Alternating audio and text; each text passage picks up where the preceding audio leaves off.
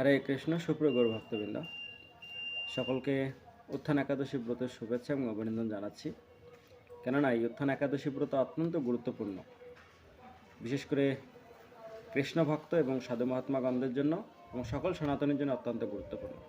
কেননা যে উত্থান একাদশী ব্রতের আগ মুহূর্ত পর্যন্ত ভগবান বিষ্ণু যেহেতু শয়নে থাকেন, তমগুণ এবং রজগুণের প্রভাব বৃদ্ধি পায়, সেই জন্য সাধুগণ চাতুর্মাস্য ব্রত পালন করে থাকেন যেন সেই গুণ তাদেরকে স্পর্শ না করে।